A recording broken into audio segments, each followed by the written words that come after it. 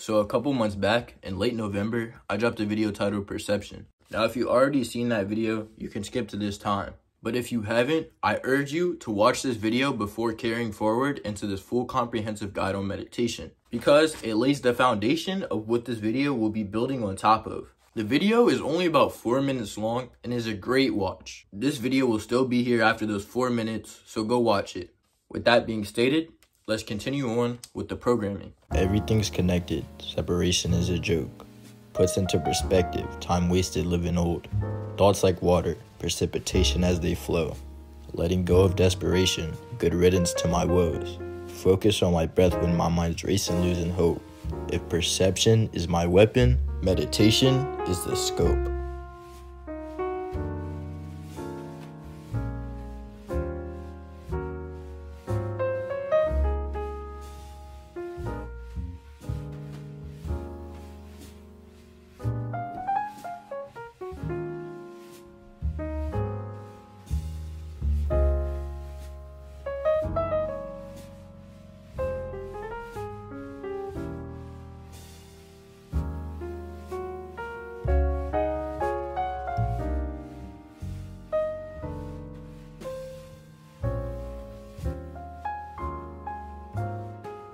Now, when you picture meditation, you may see a person sitting and breathing, but this does not tell the full story of meditation. When you look online, you're met with a bunch of contradictory statements, mostly talking about the benefits, but never breaking down what it is. In my understanding, meditation is directing your perception towards a specific sensory input, somewhere along the interoceptive-exteroceptive continuum, or being utterly aware of where your perception is naturally directed to or flows to. Now, this is a very broad definition because meditation is a very broad thing. The benefits of meditation is almost as broad as its definition. It can range from lower cortisol levels, relaxation, and better sleep, to being more alert and aware of your surroundings. Now, if I were to list all the benefits of meditation, this video would be way longer than it already is. So I'm going to pick my 3 favorite ones, or the ones that I've seen to have the biggest change in my life. And this may differ from person to person. The first benefit I receive from meditation is being more aware of my consciousness and just the nature of consciousness in general. It made me realize that everything is inputs. Consciousness, to me, is awareness of those inputs and the output of thoughts generated by those inputs. Now, that's a lot of words, so let me unpack it. When I say everything is inputs, everything is inputs. Who you choose to be around, what you choose to do and watch, and your environment. Basically, your programming. If you want more elaboration on the input side, go watch Choose Your Programming. Once you sit with your thoughts through a process of meditation, self-analysis, and journaling, you start to become more aware of your inputs and the outputs that it leads to. For example, I've noticed that none of my ideas, thoughts, or beliefs are truly original. They're just a sum and amalgamation of all my inputs, which leads me to the output. For instance, you clicked on a video about a full comprehensive guide on meditation. Take a moment to think about what led you to clicking on this video. Have you been seeing people improve? Have you been watching videos on meditation, self-improvement, or mental health? Or have you just been a fan of my channel and saw that I posted and wanted to tune in? Regardless, what led you to pick this video was not spontaneous. The idea did not sprout from thin air. What meditation showed me is every plant has a root. I'll give you another example of inputs and outputs. When I was a child, I would always be watching some sort of anime or superhero show. Then after watching and receiving the input of these characters fight, I would go practice fighting myself, or with family members.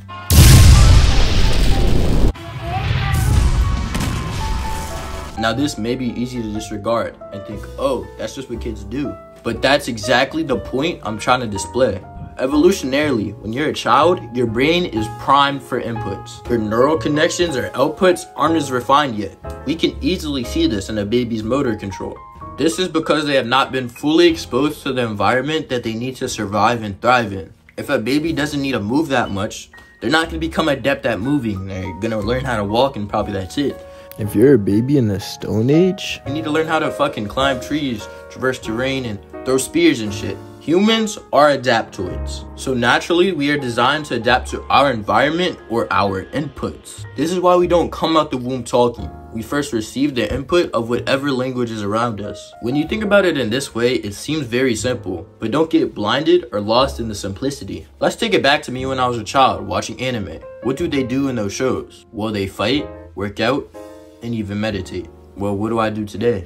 I fight, work out, and even meditate. Now, if I wasn't glued to the screen, ingesting that programming or inputs, would I be the same person that I am today? I reckon not.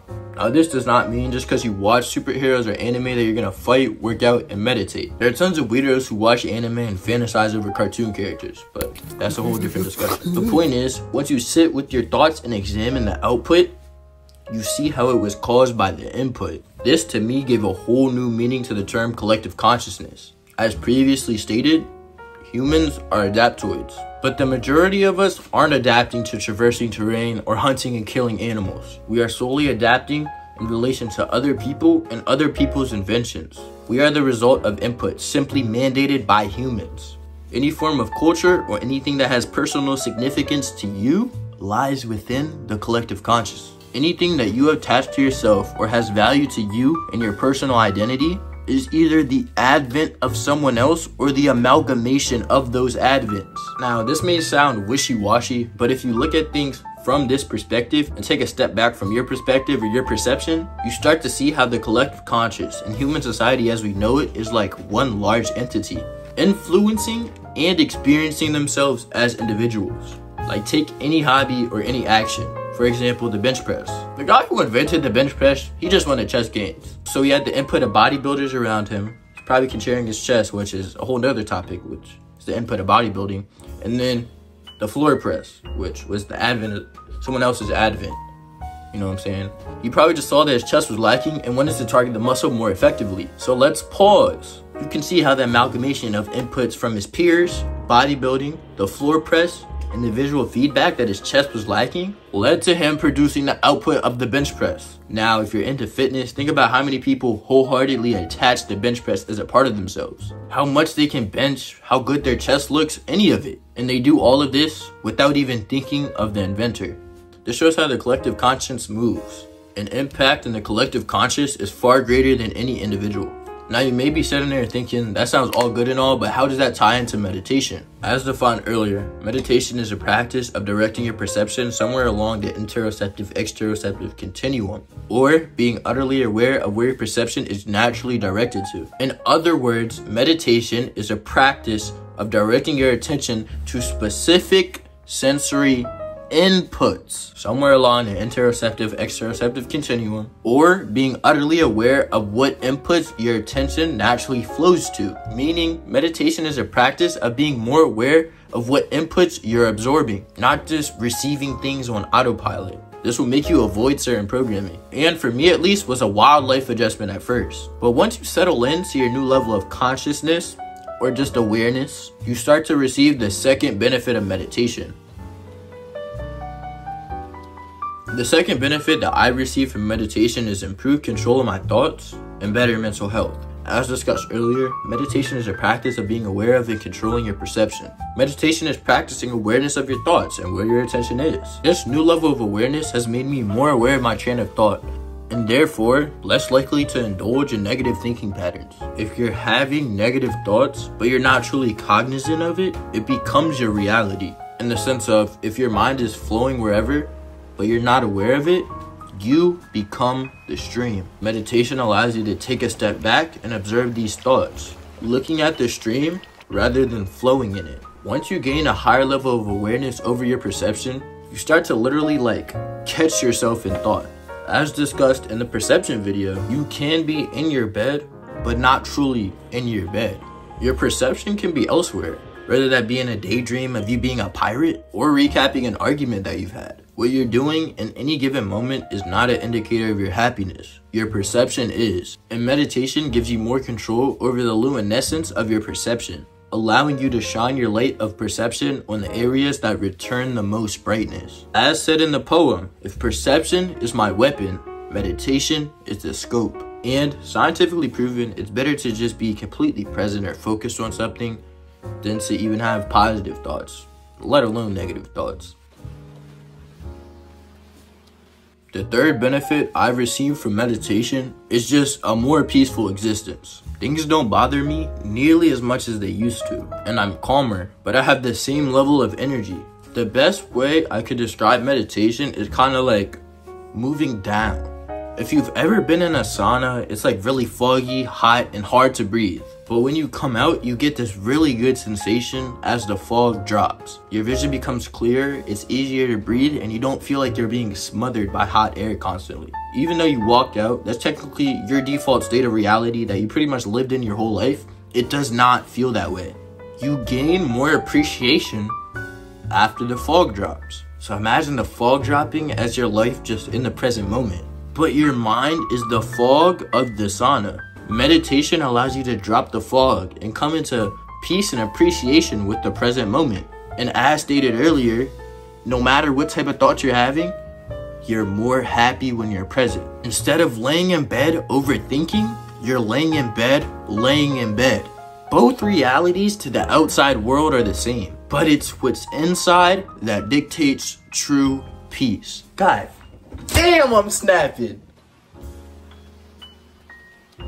As we stated earlier, everything is inputs, and meditation is focusing on a specific input somewhere along the interoceptive-exteroceptive continuum, or being utterly aware of what input your perception flows to and how that shapes your thoughts. There are two ends of a continuum, and two ways that you can receive information to put you somewhere along this continuum, and therefore develop perception and thoughts of wherever you are along this continuum. Now, the first way to receive sensory inputs and put you at this end of the continuum is interoception. Interoception means sensing internal signals from your body. So anything from the skin level inward. Examples would be the raspiness I'm feeling in my throat for talking so long, the feeling of having to use the bathroom, your breath, or your heart rate. Any and all internal sensory information. Exteroception is on the other end of the continuum. Exteroception is external inputs, or anything that you can receive from the outside world,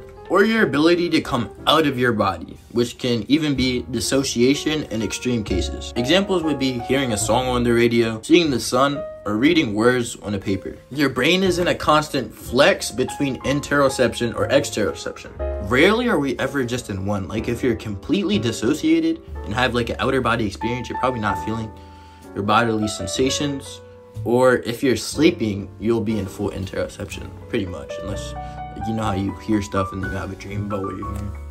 But most of the time when you're sleeping, you're completely in relation to things happening within your body.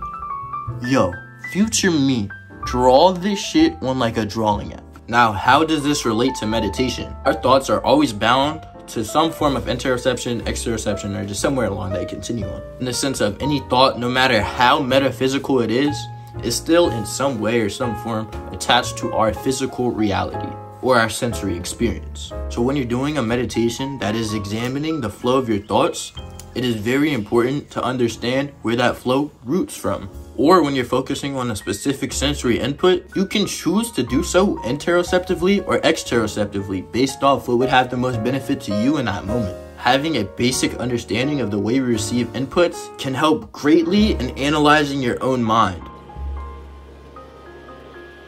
Now that I've piqued your interest for the practice of meditation and I went over the benefits that you would receive for picking up a meditation practice, I'm going to be teaching you how to start a meditation practice. Now, I recommend starting with the interoceptively mindful meditation practice. This means paying attention to an internal sense. The easiest would be your breath, since you can pay attention to your rhythm and you can get a nice relaxing or energized feeling from it, because with your breath you can modulate your heart rate. And a quick little thing for that on how you modulate your heart rate with your breath: the more air that you exhale than you inhale, you're gonna slow your breath. So say I breathe like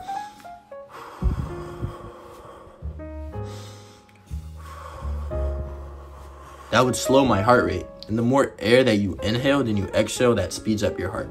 So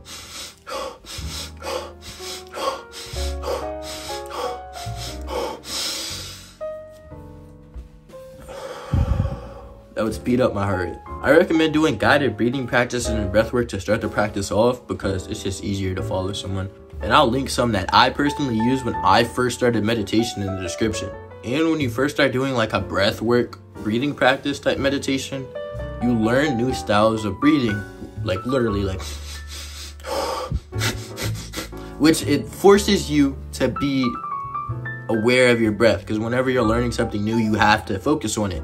So if you're breathing in a way that is different to your usual breathing, you're forced to pay more attention to it. And it will aid in future types of meditations, because it's always nice, no matter what type of meditation you're doing, just to follow your breath, to keep you kind of like grounded, or to have this base input that you're constantly paying attention to, so you can get drifted. So you're doing a focused air meditation, which we'll talk about earlier. I still like to keep control of my breath, because it helps me even more from drifting off into thought. And even when you're doing a meditation that's just looking at your thoughts, it's like, still breathe, because one, it feels nice. Two, it keeps you actually focused on the meditation, and it keeps you more aware of your thoughts when you're breathing while you're doing it. I don't know what's the science behind that completely, but that's my best explanation that I can give. And start small. The videos that I'm linking down below will be broken down into rounds, about 2 minutes each round, which is perfect for beginners. And if you have a heart condition, I recommend not doing these, and just like find like a relaxing breathing one, because these are more like speeding up your heart rate. But if you don't, you should be fine. I never experienced like any issues. Don't do this standing or in dangerous places, because you are hyperventilating and you can dead ass just faint. I'm not playing with you. And it sounds scary, but you can find ones where that's not. I'll link some. I'll do two, like speed up heart rates and relaxing heart rates. I'll link both of those. So make sure to be lying or sitting in some safe area, and just start off doing 1 or 2 rounds a day, not consecutively. Although you can if you want to go balls to the wall, but you've been warned. Then slowly build up and do it for about 2 weeks. Once you can do about 3 or 4 rounds consecutively, you will see a bunch of benefits just from developing your meditation ability that far. Like all the benefits I talked about, you'll probably start noticing it by then. And I feel like when I peak, especially in a breath, and you'll understand what I mean by peak, it's like I get like this level of awareness. And when I do multiple rounds, it'd be like the first round is me kind of breaking through things, and then the second round is awareness, and the third round kind of like ties it all together. And then like the consecutive rounds, like it'll be a different thing. I don't know. Maybe that's just me and my thought pattern, but I want to know how you guys actually like react to this. So talk to me about it below. Also, you can sign up for one-on-one self-improvement coaching and talk to me about it one-on-one personally. It's $30 for 30 minutes. And be sure to try different reading styles just so you can get a feel for one. There are so many different forms of meditation. Way too much to just list in one video, even this long. But I'm going to be doing the ones that I have personal experience with and I actually do on a regular basis, and break them down into sections of interoceptively dominant and exteroceptively dominant. So the interoceptively dominant, as we discussed earlier, would be more along the interoceptive side of the continuum, and the exteroceptive ones will be more along the exteroceptive side of the continuum. The first interoceptively dominant meditation is one we already went over, which is mindfulness breathing, or just a breath practice. So you pick the breath practice that feels right for you, the one that you like, the breathing style or how it feels or whatever, and you try and be as mindful as you can about your breath. So every time that you breathe, you're gonna have thoughts. Now, if it feels like you don't have thoughts at first, that's because you're not adept at meditation and you're not even noticing yourself thinking. Because I'm telling you, the better I guided it, the more thoughts that I felt like I would have. So you find your breath, or not find your breath, but you start breathing, and you try and pay as much attention as possible to just your breath. If a thought comes into your head, the thought's gone. You recenter back onto your breath. You try and just forget about the thought, move on from the thought, and move back to your breath. Keep refocusing on your breath. This is the actual benefit. When you drift in thought and then you bring yourself back to your breath, that is you controlling your thoughts. That is you being more present and practicing actively going into a state of presence. Like, with practice, you can do it for anything. Like, you could just... Now, obviously, you can't tell a difference, but I can tell a difference. Although when I'm talking, I don't really normally have thoughts. And also, if you do this with a breath work, like the videos mentioned earlier, you receive benefits such as a better lung capacity and better breath control, which aids in sports and physical activity, which I actually noticed that too. Like, I'll find my breath when I'm fighting or something. and it'll also make me focus on my opponent more. Ability to control your breath is just pivotal in most sports, like weightlifting, really enhanced when you control your breath. Swimming, fucking cardio, anything. And like I said, there's breathing styles down below. The second interoceptively based meditation is a skin/physical sensory meditation, which is almost a body scan. This promotes bodily awareness, which will help with mind muscle contraction, and it's just really relaxing. The easiest way to do it is as a body scan, and you just go through your body, keeping pace of your breath if you want, and flex each muscle, starting from down, then moving up, then go from up, moving down. Like, you're gonna flex the muscles in your neck, your forehead, like the shit that you wouldn't think of. Like, I like doing head muscles down, come back up, down, come back up. Make sure to flex each one individually to get a better sense of your body, and you just become really relaxed. You can also do this before you go to bed, and it'll help you fall asleep, almost like Yoga Nidra or NSDR. Other ways to do a physical sensory meditation would be to sense your heartbeat or heart rate, to sense the cold sensation on your skin. For instance, I feel my fingertips are kind of cold right now.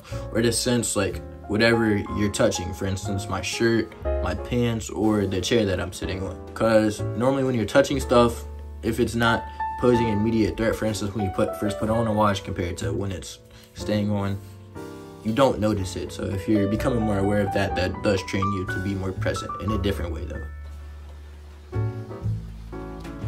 The third interoceptively based meditation is a meta meditation, although this does incorporate some exteroceptive elements to it. A meta meditation is reciting positive phrases to yourself and other people, and you can obviously incorporate a breathing style that you like to stay focused. And practicing meditation, especially for people who just naturally hate or like psychoanalyze people, will help foster a mentality of love, kindness, and compassion. And that's really good if you're the type of person to easily get angered at people or foster any type of resentment. I remember one time I was in the car and I did this meditation. I had like some meditation music type going.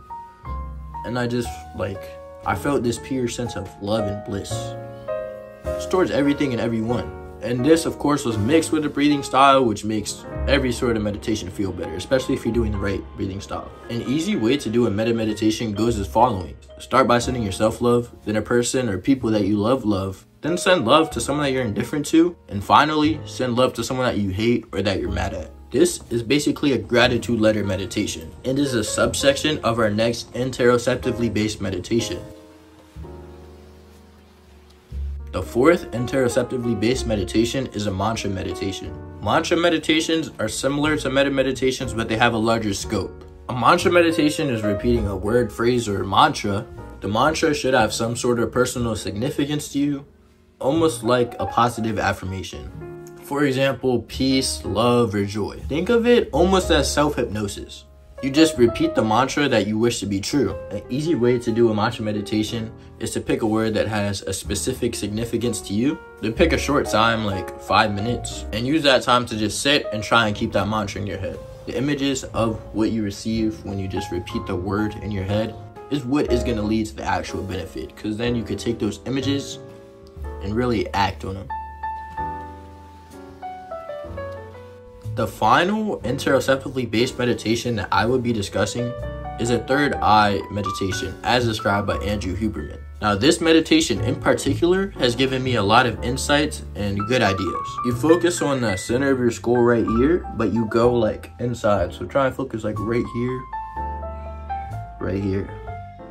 So it's like just a couple inches back from the center of your skull, and you're focusing on your prefrontal cortex. Then you see your thoughts like geyser up in some loosely connected form. You start to see your inputs and outputs, and for me, this meditation almost goes in a cycle. It would be waves of loosely intertwined thoughts and images. With this meditation particularly, I get a lot of images. Then the next part of the cycle for me is an insight that almost ties the images and thoughts together. But it's pretty much indescribable with words, and you should try it just now. Just like try and focus in the back of your skull for an extended period of time. It's gonna be hard because those thoughts will come very incoherently, and it will be easy to get lost in one.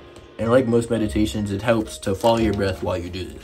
I have found this meditation to be extremely insightful, and it's just interesting for me to practice and observe. Now, how it works and the way to do it is actually simple. Like I said, you focus right here, a couple inches back in your skull, like around your prefrontal cortex. and then you pick a breathing style and you just let the thoughts and images flow. Now, there are no sensory or feeling inside of the brain.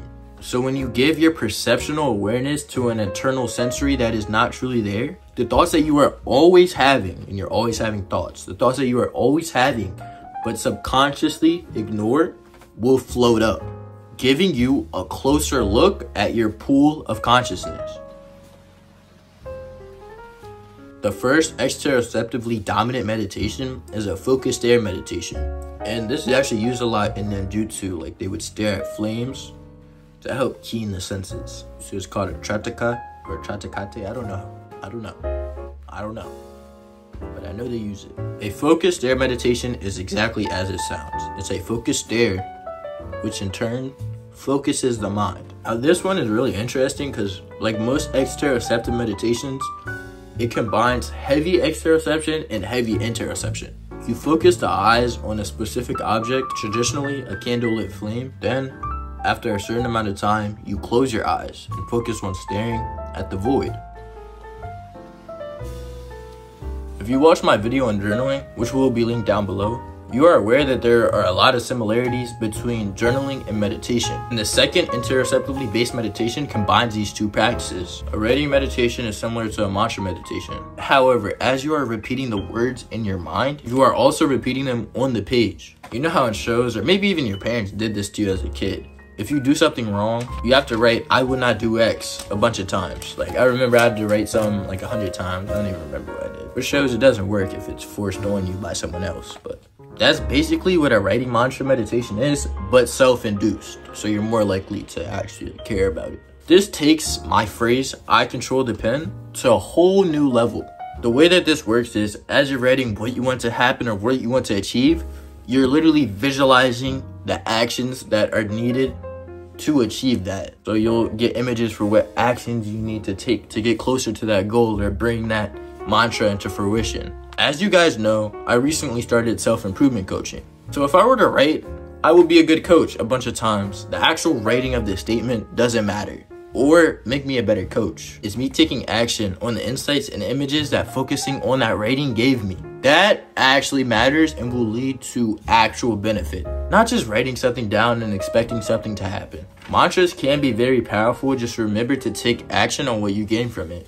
This applies to mantra meditations as well, just normal ones. Now this one is kind of weird and I don't know if other people do it, but it's what I like to call a person meditation. For this one, you need another person to do, and preferably they're aware that you're doing it, because if not, you look kind of creepy. A person meditation is exterocepting and focusing your perception entirely on another person, or at least to the best of your abilities. And when I do this, I get weird results, man. Like, for instance, I notice how all my family members kind of look like, or if I know someone's family, I'll see similarities between them and their family. Like more than would casually happen. Or after I stare at someone for a while, they kind of just look like a monkey to me. You monkey! Especially hand gestures like this, like I don't know why, it screams monkey to my focused brain. I really want y'all to try this one out and tell me how it goes, because I don't see it discussed as much. When I do this, I also pay more attention to what that person is saying and just experience that person on a higher level. The final meditation that I will be discussing is a complete mix between interoceptive and exteroceptive meditations, and it takes you like a ride along the interoceptive-exteroceptive continuum. It's called space-time bridging meditation, or a space-time bridge meditation. This is another one I got from Andrew Huberman, and I really like this one, like a lot. It is basically you taking control of your perception and moving through multiple portals of perception along the interoceptive-exteroceptive continuum. To do a space-time bend meditation, you start by closing your eyes and trying to direct 100% of your perception into your internal state, either your breath or third eye center or both. Do this for 3 breaths. Just like that. And then you take your hand out, place it in front of your face, open your eyes, and try and split your attention 50-50 between the palm of your hand right here and your breath or third eye center or both. I do breath at this point because it gets really hard to try and juggle all of those. So right now in the interoceptive, exteroceptive continuum, you're kind of right here, 50-50, you know what I'm saying? And you can stop breathing at this point if you want, but it's easier to keep pace with your breath, just with everything. Then you look at some direction in your immediate environment, either 10 to 15 feet away, something like that. Now splitting your perception between this further object and your breath. Now this is where it starts to get wild, because like the world is slowly expanding as you let in more from your perception. You enclose your perception and then you kind of let it grow and grow and grow and grow, and you take it more. Do this for 3 breaths. Then you focus on the furthest point in your visual field, and you do this for 3 breaths. Then focus on the fact, and it's a fact, that you are a tiny speck floating on a big ball in the middle of space, while also focusing on your breath at third eye center. Keep your eyes open while you do this, because it makes the world really like expand. That's the best way I can describe it. It goes, and then do this for 3 breaths.